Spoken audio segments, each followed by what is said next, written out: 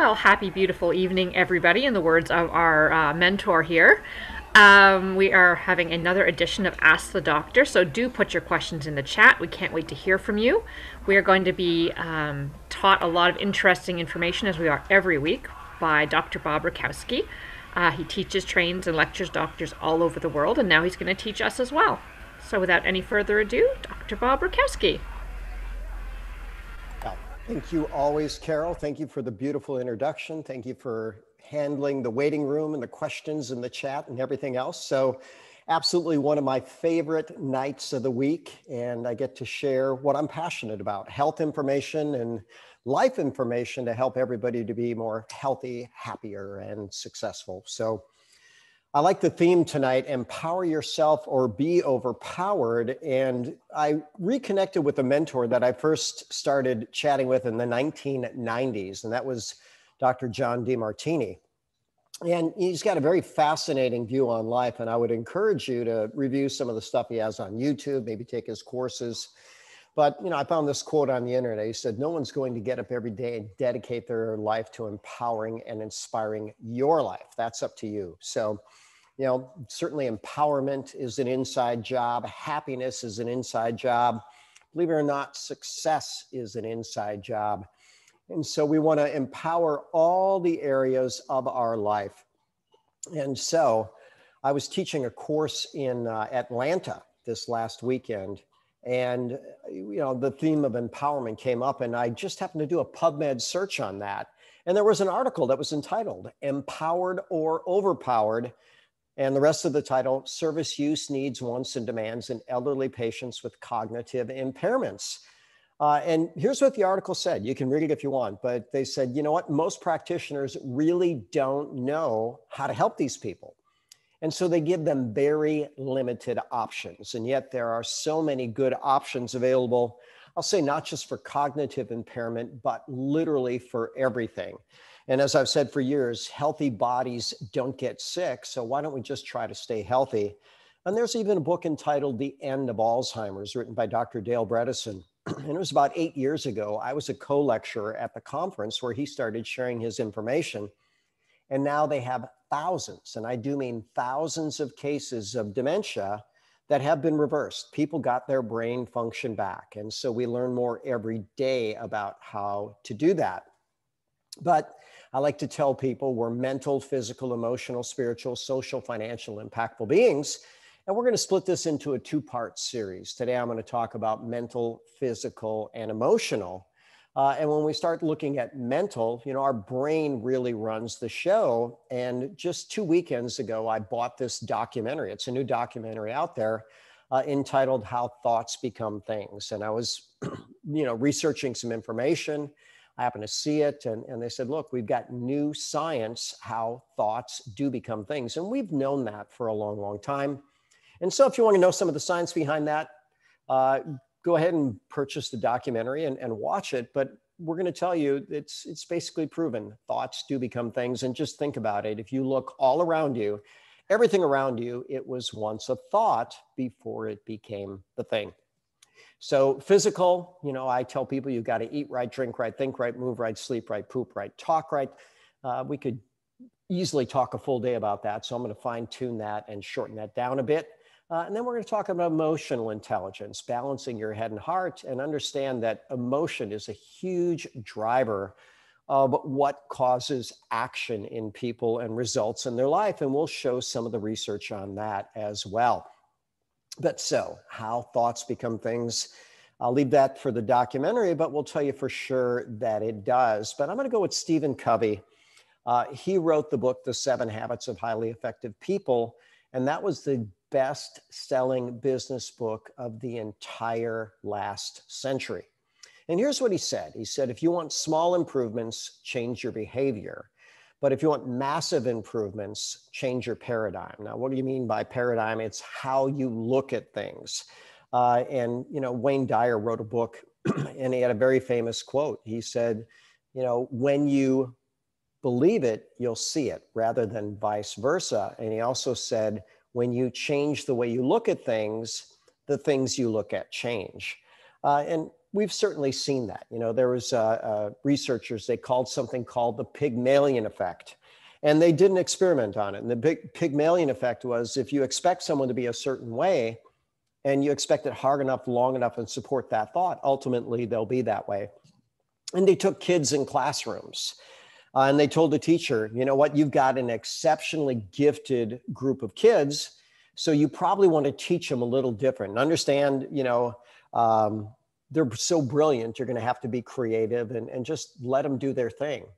Well, at the end of the semester, these kids outscored everybody on everything. And then they revealed, you know what, they gave them all the underachievers, the people that didn't do well on the IQ test, but the teacher expected them to be brilliant, interacted with them like they were brilliant, and tapped into their brilliance. So very, very fascinating. Right now, this just happened yesterday. I'm a big fan of Bob Proctor. He's got a seminar series entitled The Paradigm Shift. I've attended it 3 different times, and he's all about making changes in your subconscious mind and, you know, getting your life to be exactly what you want it to be. So his series yesterday, you can catch it on YouTube. Today's day 2, 5 days to make $1 million look small. And he's done that. You know, if you don't know his story, by the way, he's in Toronto. But 61 years ago, he was broke and he was sick and he was unhappy and he had basically no future. He was earning $4,000 a year. So whatever that was 61 years ago, not much. Following year, he made $175,000. So he more than 40x'd his income. And then the following year, more than $1 million. And he's done that, you know, every year, many, many, many more times than that. And he has a global enterprise. So I think he's worth listening to, but he's going to tell you, you've got to get this mental game right. So I'll quote Carl Jung, a pretty famous psychologist. He said, until you make the unconscious conscious, it will control your life and you will call it fate.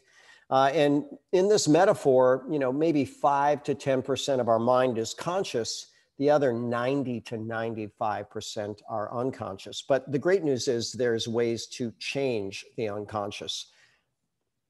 Tom Morris is my favorite philosopher, certainly one of the greatest philosophers of all time. I affectionately call him PhD.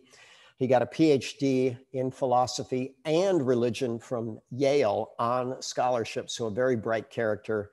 Taught philosophy at Notre Dame for 15 years, then decided he wanted to teach philosophy to the business world. Wrote 30 different books. But here's what he said. The most profound thing that I've learned is that you need to tap into the power of your subconscious mind if you want to truly succeed. And that, by the way, is a book called True Success. He looks at all the wisdom of the ages. And by the way, I like the story he tells, you know. So a man was walking along the streets of ancient Greece, and he happened to run into Socrates. And he looked at Socrates, and he knew he was quite wise. He says, you know, Socrates, I've got to ask you a question. What's the easiest thing to do? And he said, easiest thing? To give advice. He says, what's the hardest thing to do? And he said, to know thyself. And what's the most fulfilling thing? And he said, true success. So Tom Morris literally went through 2,000 years of literature to find out what is true success. And that's a pretty good read. So the book, The Ant and the Elephant, here's a quote from it. The conscious mind in 1 second of thinking through words stimulates 2,000 neurons, while the subconscious mind in a second of imagining goes through 4 billion neurons. So, you know, we used to think a picture is worth 1,000 words. No, it's actually 2 million words. And so we've got to figure out how to master that subconscious mind. Simple quote, if you want to be somebody else, just change your mind. And by the way, when you change your mind, you literally do change your mind. Neurons that wire together or fire together, wire together, and you will change your mind over time. And of course, that leads to the law of attraction, which is actually a law. You will attract not what you want, but essentially what you are. So we want to work on becoming better at that. Another Bob Proctor quote, what you think about, you will bring about. And then I like this book, The Big Leap by Gay Hendricks. And here's what he said. Each of us has an inner thermostat setting. In other words, we have our subconscious mind that has a setting for us that determines how much love, success, and creativity we allow ourselves to enjoy. when we exceed our inner thermostat setting, we will do something to sabotage ourselves, causing us to drop back into the old familiar zone where we feel secure. And so if you ultimately want to get better and a lot better, you've got to change that paradigm, change that subconscious mind. And finally, Bruce Lipton tells us there's 3 major ways to do it. One is you can just become absolutely disgusted with where you are. So I tell the story about Jim Rohn, and you can listen to his audio still, even though he passed a few years ago. This guy was a college dropout in the 1960s, but then in 6 years became a multimillionaire. No education, no business skills, but he did it. How did he do it? He changed. He started listening to great mentors, and he became rich. But the day that changed his life, 2 little Girl Scouts knocked on his door selling cookies. And he said they were cute and they had a great product and great pitch. He says, but I was too embarrassed to tell him that I didn't have $2. So I basically lied to him. I said, sorry, girls, I bought cookies from my niece. And I'm not even sure they had a niece. But when he closed the door and walked away, he said, how low can I sink? I just lied to Girl Scouts. He says, something's got to change. And that's what he changed. He got a mentor. He changed. 6 years later, a millionaire. By the way, in the 1960s, $1 million was a pretty sizable chunk of change. Number 2 way, full presence. Think about when you are absolutely in love with someone, especially in those early phases. The whole world disappears. You're with them. You actually become a very good human. How can I make their life better? How can I be interested? How can I be more interesting? How can I take better care of myself? How can I show up better? All those things are very, very powerful. And then there's Michael Phelps, the example of consistent, super hard work, 7 days a week, 365 days a year for a decade plus. He would train hard and he would recover hard. He'd have a 9-hour sleep every single night and he'd take a 2 to 3 hour nap in the afternoon. He had a mission. Well, it worked off. So what are the 3 ways? Well, enough is enough. If you're sick of it, really sick of it, okay, time to change. If you find something that is so captivating that it captures all your attention, that can help. Or you could just really, really, really work at it. And I'll tell you what, that's the most consistent way to do it. How do you find a way to do that? Well, you join a culture that's doing that, a gritty culture, as Angela Duckworth would say. So physical vitality, energy, we want to radiate life. And not just when we're young and healthy and fit, but every stage of the way. I had a patient in today, a 68-year-old female. And, she's been a patient for 30 years. And I look at her and she looks exactly, well, pretty close to what she looked like 30 years ago. Her name's Kathy. I said, Kathy, my gosh, you wear 68 as well as anybody that I've ever seen. And you know what? She eats right, drinks right, thinks right, moves right, sleeps right, poops right, talks right every day, profoundly proactive. And that's what works. If you do those things, you can age much, much, much more gracefully.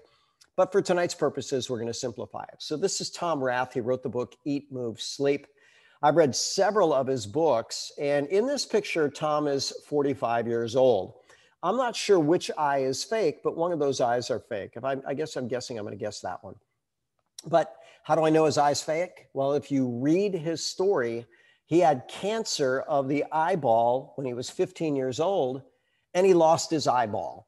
And the doctors said, oh my gosh, you lost the genetic lottery. You've got tumors all over your body. You've got tumors in your lungs, in your liver, in your kidneys, in your pancreas, in your spine, in your ribs.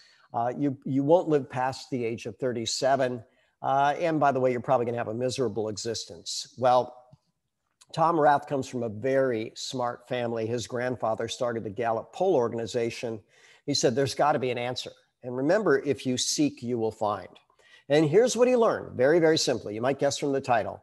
If he would eat right for him, and I'll show you what eating right is, then his tumors would shrink. If he would eat wrong, his tumors would grow.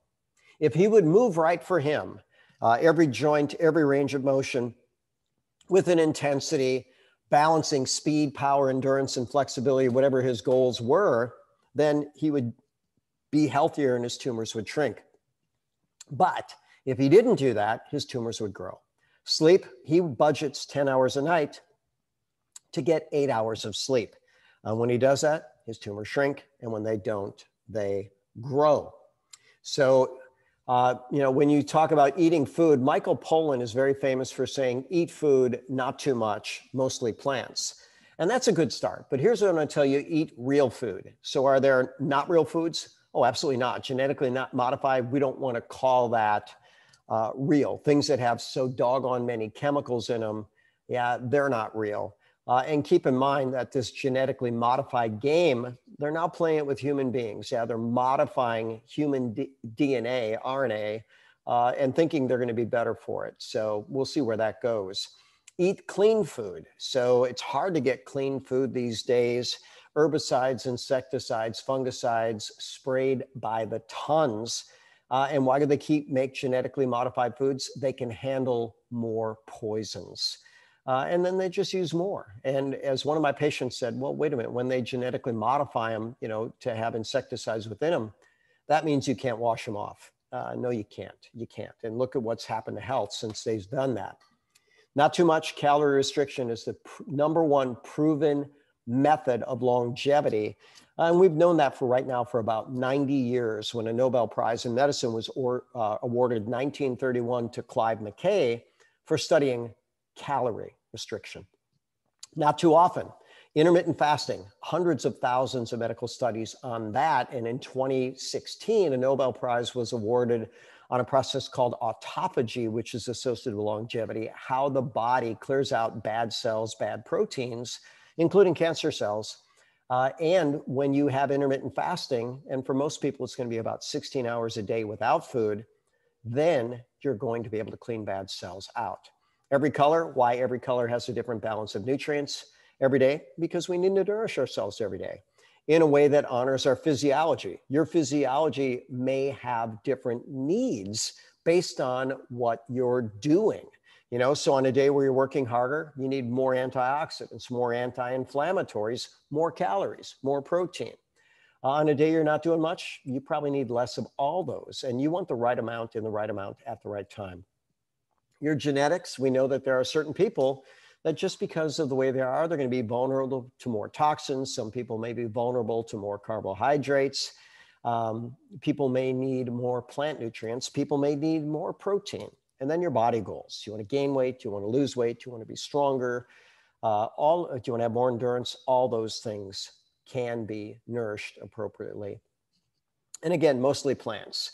Why mostly plants? Well, as we move up the food chain, we concentrate the nutrients. That's good. Animals concentrate nutrients, but they also concentrate the toxins. And our environment is more toxic than it's ever been. So a biohack, and I talk about this later, when you're on intermittent fasting, sometimes it's hard to go without food, especially when you get started. So there are wonderful forms of fiber that taste pretty good, that don't have calories. That's a fiber that I mix in hot water, although very similar to mine. I took that picture off the internet. It goes down like gelatin. It's nicely filling. And then coffee. And by the way, coffee, you get a really healthy coffee. You can get a turbocharged coffee. You can promote autophagy, detoxification, energy efficiency. Really good stuff is available. And what about moving? Well, life is motion, so move better, live better. There's a couple philosophies I like on that. Every joint, every range of motion, pain-free. But in looking for the most efficient way to exercise, there's a test called the Wingate cycle test. And this used to be a test for anaerobic power, but they would have athletes warm up on a stationary bike for 30 seconds. No, I'm sorry, they would warm up for 2 minutes, and they would pedal absolutely as hard as they could for 30 seconds. And some reporters said, well, what if that's all I did? What if I just said, okay, I'm going to do that every day for 30 days? What'll happen? And they did really good testing. They found body composition, weight, aerobic capacity, anaerobic capacity, muscle mass, you name it. And this particular reporter, every day, 30 seconds all out after a 2-minute warm up. And sure enough, at 30 days, better body composition, less fat, more lean, better anaerobic capacity, better aerobic capacity, better fitness, better health. So many things improve. So you can do it in 2.5 minutes a day. Or the TABATA protocol. TABATA was a Japanese research scientist looking for the same thing. They took age-matched, health-matched people. They said, one group, we're going to have you run for 1 hour, 30 minutes, 60 minutes, 3 times a week. There we go. 60 minutes, 3 times a week, 1 hour, 60 minutes, same thing, right?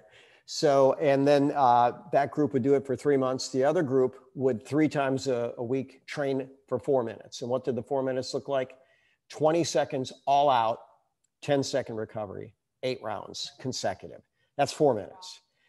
And sure enough, at the end of the 3 months, the group that did the Tabata, 4 minutes, 3 times a week, better anaerobic fitness, better aerobic fitness, better body composition, better muscle, less fat, better health parameters. Very, very, very powerful.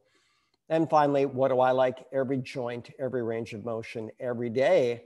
Life is motion. You move things in their full range of motion, you'll keep it. You don't, you will begin to lose it. And sleep right.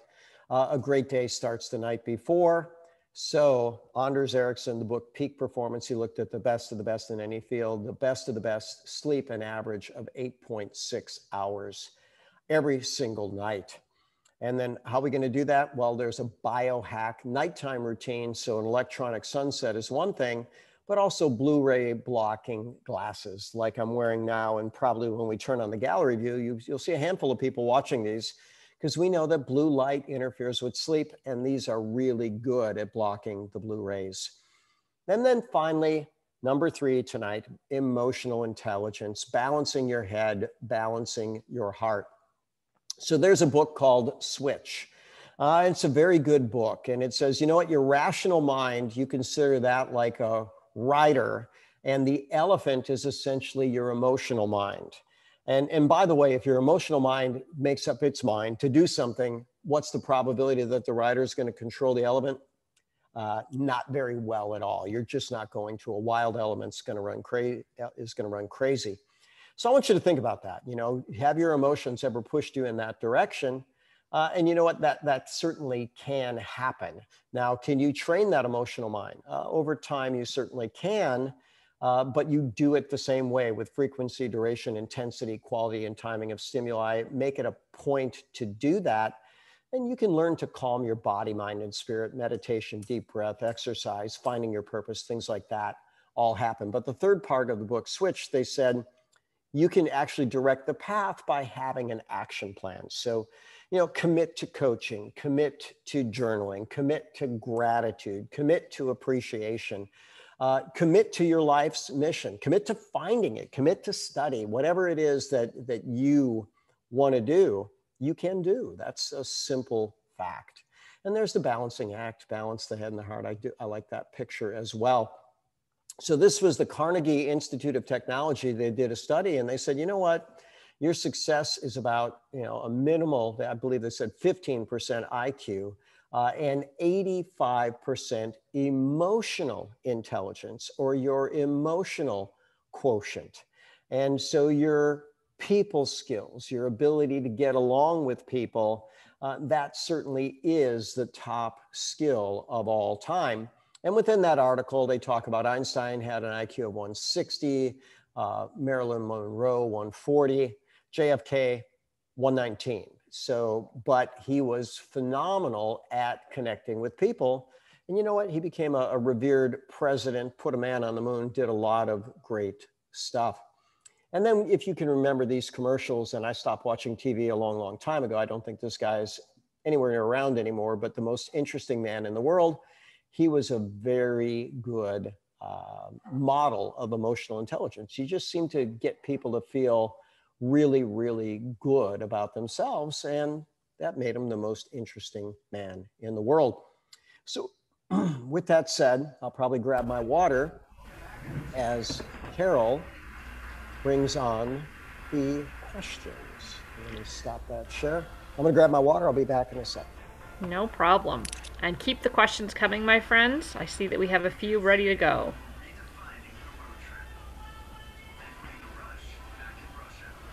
I see lots of smiling faces, which is great.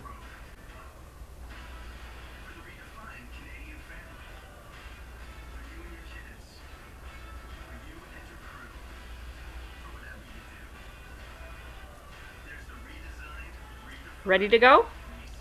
All right. Okay, we'll start with, what are your suggestions for tonsillitis? Well, of course, it's going to depend on the age of the patient. A very simple thing to do if the patient's capable of doing this is gargling very, very frequently deep into the throat with salt water. And, it's a very topical procedure. You think about salt being a preservative. Well, the reason it preserves meats is because it kills infectious organisms. And so I would do that very, very, very often as every 15 minutes.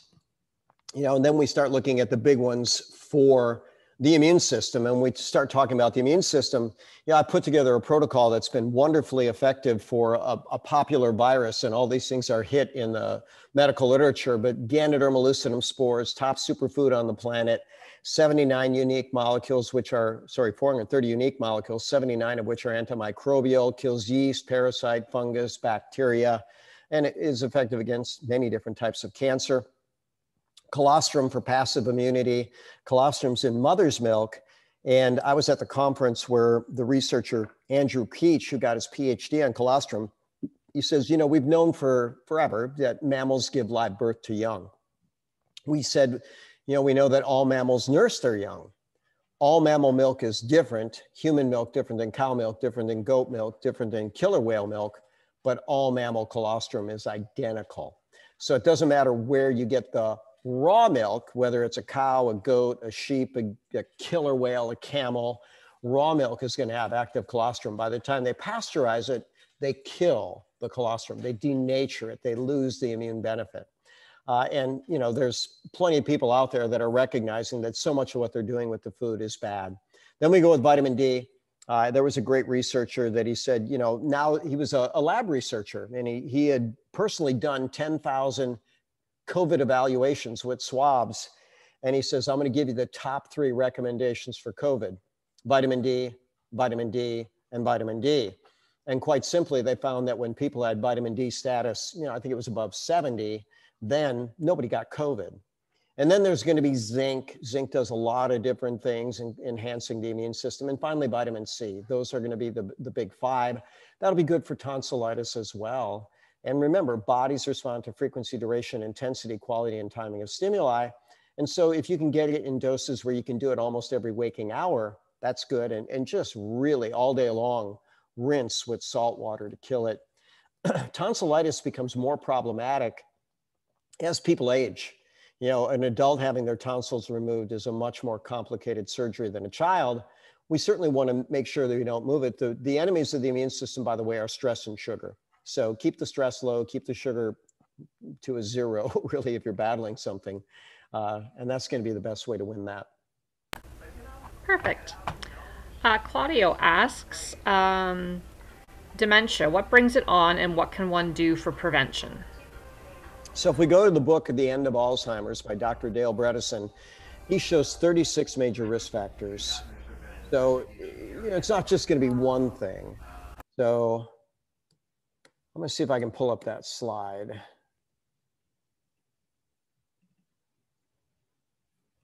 And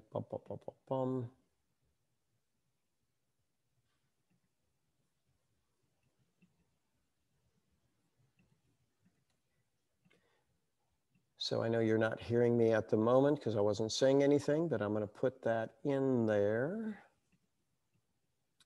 And all right. And back to this, share screen. All right, so there's Dr. Dale Bredesen's book, The End of Alzheimer's. And when we look at the next slide, there are his 36 known risk factors. Now, a lot of those are going to be Greek to you. And so here are the 3 major categories: toxins, inflammatory process, and a decline in growth factors. So can we detox, including the brain? You bet. And there's functional foods that promote detox. Ganoderma lucidum is one of the most powerful things to detoxify the brain. It's actually considered an anti-Alzheimer's, anti-Parkinson's. It also modulates the inflammatory process by 13 proven mechanisms. What are the growth factors? Something like brain-derived neurotrophic factor. We get that with exercise.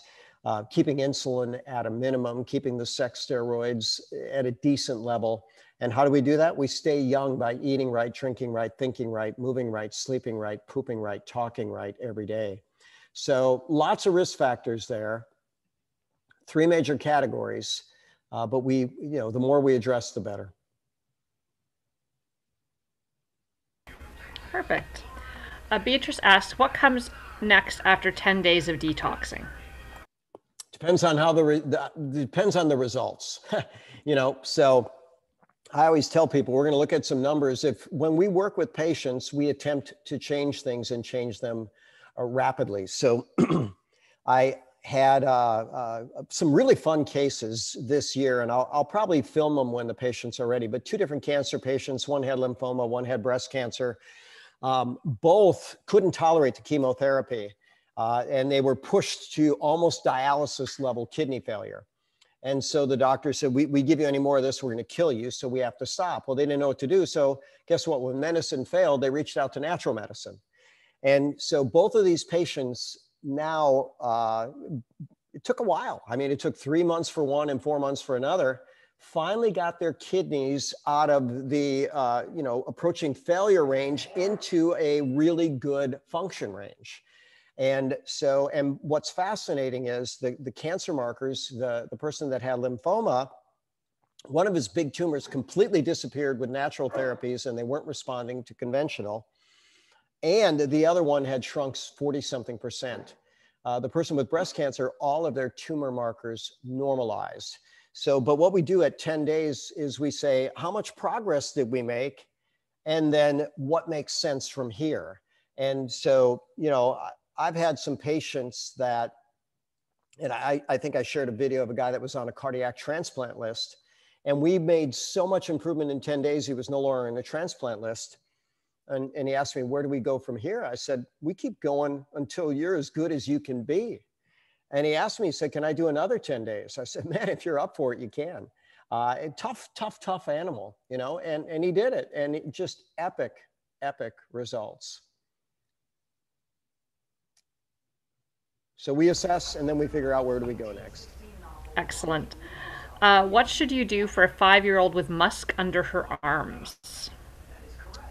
Well, I think what they're saying is she has an unusual odor, and so that's some type of bacteria that's not right, or some type of toxin that she's getting rid of. So we want to kill off an infection and detox, or both. I've got a dog barking by the back door. Can you hear the dog? That's why I put the headset on. Kelly's on ladies' night out, so that's fun. I just decided to stay down, but I'll be back in a second.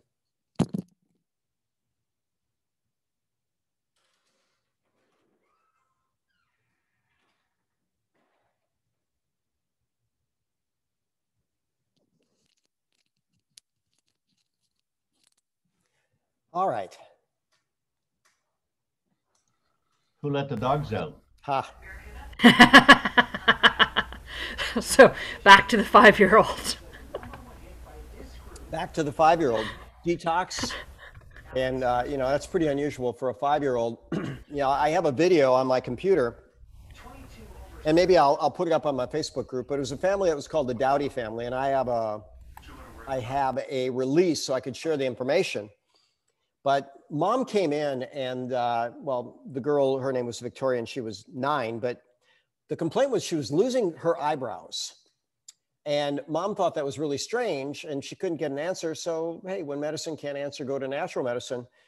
Well, if you know physiology, if you know physical exam, if you know symptoms, that's actually a sign of a failing thyroid. And I said, something's not right. Let's do a comprehensive thyroid evaluation.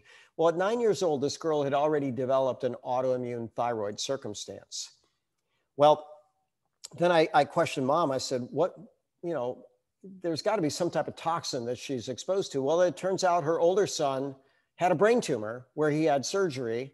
And because of the surgery, he was having seizures and taking seizure medication. And she says, by the way, my husband died of cancer. And I said, where the heck are you living? She says, well, we recently just found out that our house is on top of what was a condemned toxic waste site. And I looked at her and I said, move. And she said, I can't. I said, move. She said, I can't. I said, move. She said, I said, move. She said, I said, move. She tried to say, I can't a 15th time. And I said, you're killing your family. Move. Well, they moved by the following week. And guess what? Everything got better. The seizures got better. Mom was having problems. They got better. Victoria's autoimmune thyroid went away.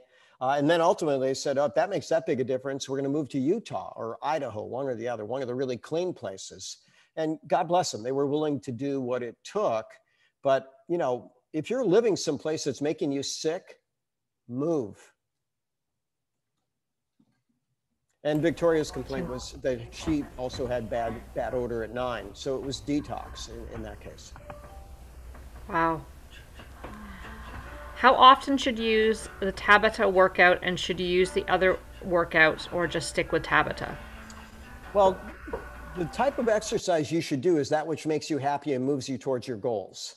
You know, so I always tell people, if you don't like something, you're not going to stick with it. And Dean Ornish, very good author, researcher. By the way, I've also co-lectured at conferences with Dr. Ornish. He said, sustainable changes must be pleasurable. And so if you like the Tabata, or if you're just disciplined enough to say, I can put 4 minutes in on any day, do it, you know, and Tabata is my go-to if I'm pressed for time. That's my minimum. I'm going to get up in the morning, I'm going to do a Tabata. And, you know, hopefully I get 45 minutes, an hour of good training. But if I don't, I'm going to get a Tabata in. And I do have the discipline to do that. And I've got to tell you, you do something all out for 4 minutes, and all out for a person in a certain level of fitness is going to be different than another person, another person. For your level of fitness, whatever's all out for you, you're going to get better. I might have to put the qualifier, you know, if you got a bad heart or something, check with your doctor first. But, you know, exercise is critical to good health. Perfect. How does Ganoderma lucidum assist with workout routines? More ways than we can count. You know, I've got a video. It's fun. So let me just pull up Ulysses. So this guy was one of our very first superstars to start talking about his benefits. And oh, where are we? Figure out how to do that again. Okay. Copy. Back to our presentation.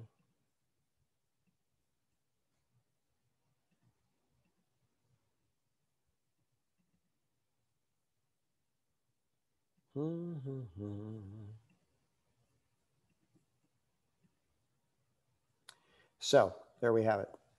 So Ulysses, and that picture, I just happened to be in Vegas when he was in Vegas, where he won his 5th or 6th straight world natural bodybuilding champion. And those guys are tested to the nth degree. But literally one cup, he says, you know what? My focus is so much better. I've got so much more energy. I'm getting more oxygen. There's less acid. I have better recovery. Those are the things he said. So one, it crosses the blood-brain barrier. It increases nitric oxide. It increases the neurotransmitters, serotonin, GABA, acetylcholine, and dopamine. Dopamine is more specific to focus. By increasing nitric oxide, and by the way, actually enhancing mitochondria, it increases oxygen delivery and energy, and that will bring more oxygen to the tissue. And then it's one of the most alkaline foods. It also helps to bridge from anaerobic to aerobic energy, and then the alkalinity of itself buffers the lactic acid. So he noticed immediately he was getting more reps, and then better recovery. It's anti-inflammatory by 13 proven mechanisms, and then it actually enhances deep sleep. So people that consume Ganoderma fall asleep faster, sleep deeper, longer, and wake up more refreshed. And that is absolutely proven. Excellent. Andrew's asking, would our spores help a female dog with aches and pains during their monthly cycle? Well, I would say yes. So we have several veterinarians that utilize Ganoderma across the board on their animals. And if you go to Miracle of Organo, there's a Zoom that we did. It was entitled 4 Legs or 2, Ganoderma is Good for You. and people were talking about their pet testimonials, which there are so many of them. Excellent. What would you recommend for arthritis? Well, we got to figure out what's causing it. There's 200 different types of arthritides, right? So we could talk about rheumatoid, which is an autoimmune, and then we would do universal immune protocol, which would include sealed and heal the gut, DHEA, vitamin D, Ganoderma, Perilicid, and the resolvin form of omega-3s. Those are all very good for that. In almost all forms of arthritides, we'd want to seal and heal the gut. But when we start looking at just general inflammatory process, inflammation is caused by trauma, toxicity, nutrient insufficiency. So if it's trauma, well, you know, I ruptured a tendon in martial arts. So, hey, I've got to immobilize, and that's that for 8 weeks. And then I got to rehab it for a little bit of time. You know, trauma, we understand trauma. Toxicity, eat clean, live clean, detoxify. Nutrient insufficiency, dot all the I's, cross all the T's. And so, you know, I created a nutrition pyramid. The base of the pyramid is food. If God made it, it's okay. If man made it, stay away. Then we go with superfoods. My favorite superfood, Ganoderma. Then we go with functional foods or medical foods. These are foods that are proven to have a medicinal benefit. There's certainly some that are anti-inflammatory. Then we complete the pyramid with a good multivitamin, multi-mineral, activated omega-3s, probiotics, and a combination of D3, K2. But those strategies ought to help move people to a state of healing. Perfect. Recommendations on Crohn's. It's autoimmune. So the immune protocol that I just talked through, as well as gluten-free and dairy-free, that's pretty critical. Elimination diet. In fact, gluten-free, dairy-free, sugar-free, additive-free, preservative-free, all organic, every color, every day, ketogenic, seal and heal the gut. And then our immune modulators, which again, Ganoderma, Perilla, DHEA, vitamin D, and the resolvin form of omega-3. Perfect. What would you recommend for someone who's going through extreme stress life situation? Well, you know, there's a lot of people that are doing that. And I guess I'm going to answer that question different based on some learning and some seminars. You know, when I took Dr. John DeMartini seminars, and the guy's an absolute sage of wisdom, I'm going to give a little qualifying statement or a few qualifying statements leading into the answer. So when Einstein came up with E equals MC squared, he won a Nobel Prize. But there was another physicist that followed him named Paul Dirac, who also won a Nobel Prize. And Dirac asked, you know, hypothesized, he says, well, if there's matter and we live in a universe of polarity, where there's a plus, there's a minus, universal opposites, well, there must be antimatter. And he proved that there was antimatter. And, you know, the question you might ask is, what happens when you combine matter and antimatter? Well, my mathematical mind said you get nothing, but that's not what you get. You actually get light. When you add matter and antimatter, you get light. So then DeMartini, you know, in his studies, he says, well, okay, if there's a pro and a con to everything, if you can see the plus and the minus simultaneously and know that they're equal and opposite, then you get enlightenment.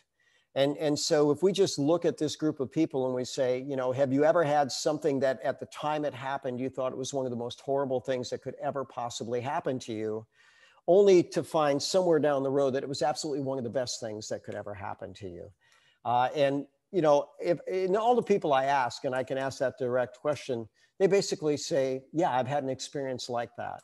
And so when you're going through these tough times, ancient wisdom said, this too shall pass.